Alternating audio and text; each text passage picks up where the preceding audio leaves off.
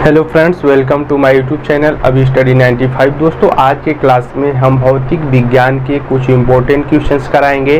तो इस वीडियो में हम आपको तरंग गति के कुछ इम्पोर्टेंट पॉइंट नोट किए हैं। जैसा कि आप बोर्ड पे देख रहे हैं, 35 से 40 ऐसे प्रश्न हैं जो वन लाइनर हैं। सभी को हम एक एक करके बहुत ही आसान तरीके से बताएंगे।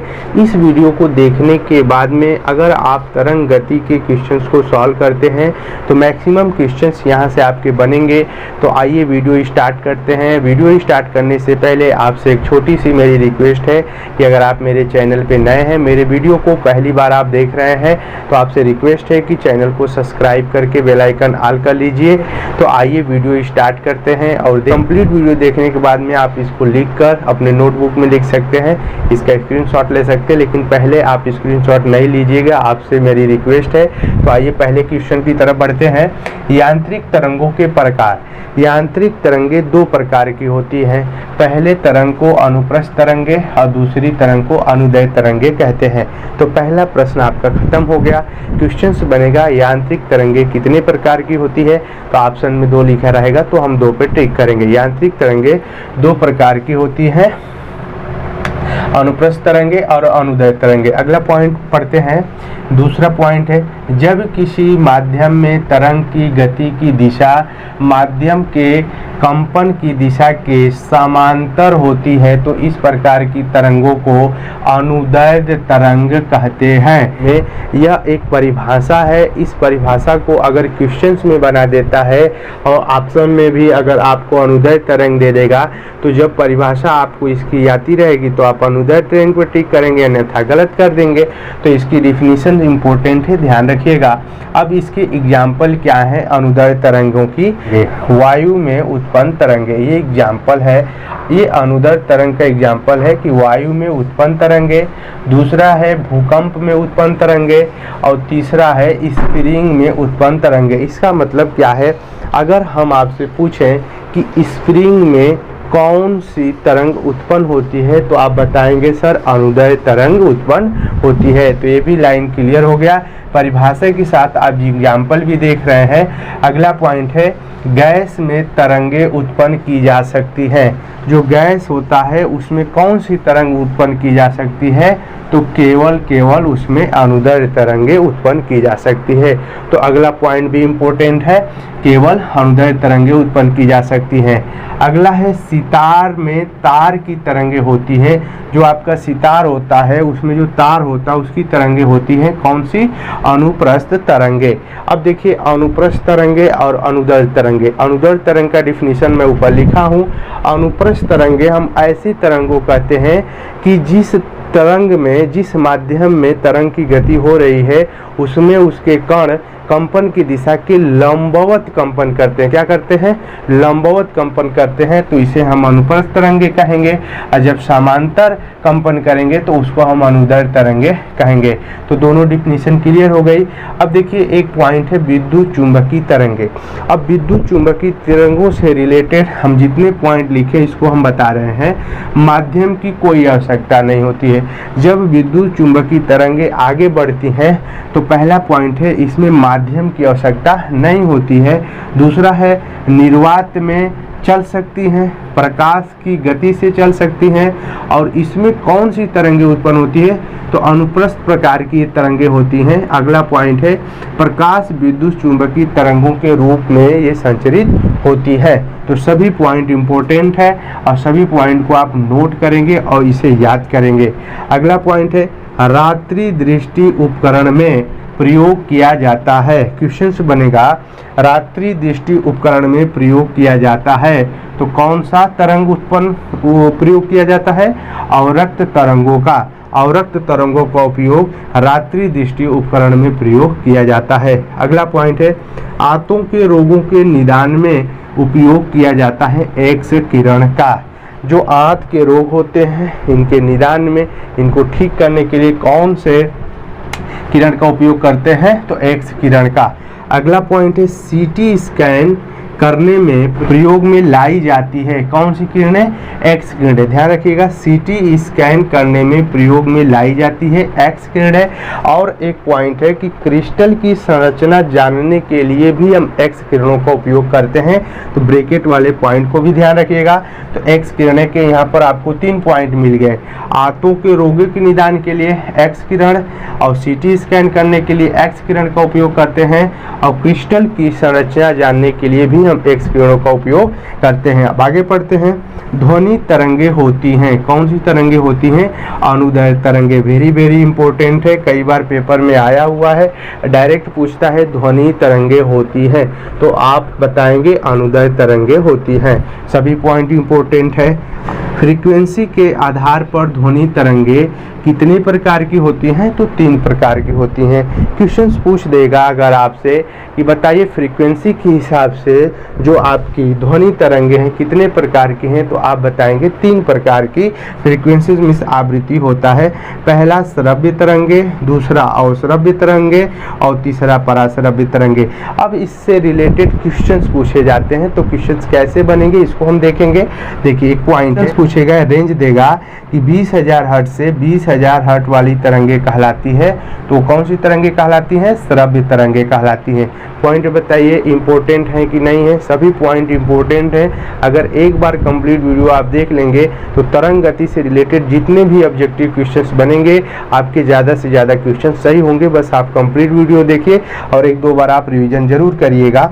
अगला पॉइंट है कि सुनने की सीमा, जो हम सुनते हैं उसकी सीमा क्या है? 20 हर्ट्ज से 20,000 हर्ट्ज तक होती है। अगला पॉइंट है 20 हर्ट्ज से नीचे की आवृत्ति वाली ध्वनि तरंगों को कहते हैं। क्या कहते हैं? 20 हर्ट्ज से नीचे वाली आवृत्ति की ध्वनि तरंगों को कहते हैं अश्रव्य तरंगे, जिसको अंग्रेजी में बोलते हैं इंफ्रासोनिक वेव। क्या कहते हैं इसे? इंफ्रासोनिक वेव कहते हैं, जानते हैं। अब आइए अगले पॉइंट की तरफ बढ़ते हैं। उम्मीद करते हैं सभी पॉइंट आप समझ गए होंगे, समझ पा रहे हैं। देखिए, 20,000 हर्ट्ज से अधिक आवृत्ति वाली ध्वनि तरंगे कहलाती हैं, तो वेरी इंपॉर्टेंट है, ये कहलाती है पराश्रव्य तरंगे, जिसको अल्ट्रासोनिक वेव के नाम से जानते हैं। अब देखिए, इसकी हम व्याख्या कर रहे हैं। मनुष्य सिर्फ श्रव्य तरंगे सुन सकता है। मनुष्य कौन सी तरंगे सुन सकता है? सिर्फ श्रव्य तरंगे सुन सकता है। उसके बाद में देखिए, कुछ जानवर हैं जैसे कुत्ता है, बिल्ली है, चमगादड़ है आदि है, ये सभी क्या तरंगे सुनते हैं? अल्ट्रासोनिक वेव, जिसको हम हिंदी में पराश्रव्य तरंगे कहते हैं। तो अगर आपसे ऑब्जेक्टिव क्वेश्चंस पूछे कि कुछ और चमगादड़ कौन सी तरंग सुन सकता है? पराश्रव्य तरंगों को सुन सकता है। अब अगला पॉइंट है पराश्रव्य तरंगों के उपयोग। देखिए, यहाँ पर तो कुछ एग्जाम्पल थे, अब इसके उपयोग क्या है हम दैनिक जीवन में इसके उपयोग को देखेंगे। संकेत भेजने में, कोई संकेत है, सिग्नल को भेजने में इसका उपयोग करते हैं। समुद्र की गहराई को मापने में, समुद्र की गहराई को मापने में हम एक वीडियो आपको बताइए समुद्र की गहराई किस यंत्र के माध्यम से नापी जाती है। अगर आप वीडियो को देख पा रहे हैं और वीडियो को देख रहे हैं तो प्लीज़ इसका कमेंट आप हमको जरूर करेंगे। तो बताइएगा समुद्र की गहराई किस यंत्र के द्वारा मापी जाती है। गठिया रोग में हम पराश्रव्य तरंगों का उपयोग करते हैं। मस्तिष्क का ट्यूमर पता करने के लिए हम इसका उपयोग करते हैं। तो ये कुछ उपयोग थे जो कि इम्पोर्टेंट है। अगला पॉइंट है सोनार में कौन सी तरंगों का उपयोग किया जाता है? तो इसमें पराश्रव्य तरंगों का उपयोग किया जाता है। तो सोनार वाला पॉइंट भी इम्पोर्टेंट है। अगला पॉइंट है जब ध्वनि एक माध्यम से दूसरे माध्यम में जाती है तो ध्वनि की चाल, तरंग दैर्घ्य बदल जाती है लेकिन आवृत्ति अपरिवर्तित रहती है। यह पॉइंट आप जितना कह लीजिए उससे अधिक इम्पोर्टेंट है, क्योंकि ऑब्जेक्टिव क्वेश्चन में सीधे इस लाइन को रिपीट करता है और ऑप्शन में बहुत सारे ऑप्शन दिए रहते हैं। तो पूछता है कि जब ध्वनि एक माध्यम से दूसरे माध्यम में जाती है तो उसकी चाल, ध्वनि की चाल और तरंग दैर्घ्य बदल जाती है। क्या नहीं बदलता है? तो आप बताएंगे कि जो उसकी फ्रीक्वेंसी है वह अपरिवर्तित रहती है। क्या बताइए, यह पॉइंट सभी आपके लिए इंपॉर्टेंट बन रहे हैं? आप कहेंगे सर बिल्कुल बन रहे हैं। तो वीडियो के अंत तक बने रहिएगा और इसे याद जरूर करिएगा। एक बार वीडियो देखने के बाद बहुत सारे पॉइंट आपको क्लियर हो जाएंगे। अगला पॉइंट है विभिन्न माध्यमों में ध्वनि की चाल होती है। देखिए अलग अलग माध्यमों में ध्वनि की चाल क्या होती है, अलग अलग होती है। अगला पॉइंट है एक पूर्णतः दृढ़ क्षण में ध्वनि वेग होता है अनंत। एक पूर्णतः दृढ़ क्षण में, मजबूत क्षण में, बंधा हुआ क्षण में ध्वनि वेग होता है अनंत तक। अगला पॉइंट है ध्वनि की चाल का मान सबसे अधिक होता है, किसमें होता है, ठोसों में। ठोसों में ध्वनि का चाल सबसे अधिक होता है। अगला पॉइंट है ध्वनि गमन नहीं होती निर्वात में। तो यहाँ से एक पॉइंट और भी बना लेते हैं लाइट चैप्टर से कि निर्वात में प्रकाश की चाल 3 × 10⁸ मीटर प्रति सेकेंड होती है, लेकिन ध्वनि गमन नहीं कर सकती है निर्वात में, लेकिन निर्वात में प्रकाश गमन कर सकता है। तो दोनों पॉइंट हम रिलेट कर दिए क्योंकि इम्पोर्टेंट थे। अब आगे बढ़ते हैं। आर्द्रता बढ़ने पर ध्वनि की चाल बढ़ जाती है कम घनत्व के कारण। जब आर्द्रता बढ़ेगी तो ध्वनि की चाल बढ़ जाएगी, क्यों, कम घनत्व के कारण। अगला पॉइंट है माध्यम का ताप बढ़ने पर ध्वनि के चाल का मान बढ़ जाता है। वायु में 1 डिग्री सेंटीग्रेड ताप बढ़ने पर ध्वनि की चाल 0.61 मीटर प्रति सेकेंड बढ़ जाती है। यह इतना इम्पोर्टेंट पॉइंट है कि देखिए इस पॉइंट में 2 चीज़ें हम इंक्लूड किए हैं कि माध्यम का टेम्परेचर बढ़ाने पर ध्वनि की चाल का मान बढ़ जाता है, लेकिन जब वायु में 1 डिग्री सेंटीग्रेड ताप को जब आप बढ़ाएंगे तो ध्वनि की चाल 0.61 मीटर प्रति सेकेंड बढ़ जाती है। ये इम्पोर्टेंट है। अगला पॉइंट है, देखिए अगला पॉइंट है वायुयान की चाल को मापा जाता है। जो वायुयान है उसकी चाल को हम मेजरमेंट करते हैं किसमें, मैक संख्या में। किसमें मेजरमेंट करते हैं, मैक संख्या में। और इस वीडियो का लास्ट प्रश्न है, इम्पोर्टेंट प्रश्न है, दाब के मान में वृद्धि या कमी होने पर गैस में ध्वनि की चाल का मान क्या होता है। ध्यान रखिएगा अपरिवर्तित रहता है। तो आप हमको बताएंगे क्या सभी पॉइंट आपके लिए इम्पोर्टेंट थे। तरंग गति से रिलेटेड जितने भी पॉइंट थे हम सभी को नोट डाउन करके आपको बता दिए हैं। ये वीडियो आपके लिए बहुत उपयोगी है। एक बार देखने के बाद में आप अपने क्वेश्चंस को बनाइएगा। अगर आपके क्वेश्चंस नहीं बन पा रहे हैं तो हमको आप कमेंट जरूर करेंगे। अगर क्वेश्चन ज़्यादा से ज़्यादा आपको मिल रहे हैं तो चैनल से जुड़ेंगे, चैनल को सब्सक्राइब करेंगे, वीडियो को लाइक करेंगे, अपने दोस्तों में शेयर करेंगे। मैथ साइंस की वीडियो आपको फ्री में देते रहते हैं, तो ज़्यादा से ज़्यादा आप हमारे चैनल पे जुड़िए। आप सभी लोगों का स्वागत है। तो जल्दी से एक बार वीडियो को पुश करके नोट कर सकते हैं, इसका स्क्रीनशॉट करके नोट्स बुक बना सकते हैं। तो जल्दी मिलते हैं अगले क्लास में, तब तक के लिए जय हिंद, जय भारत, धन्यवाद।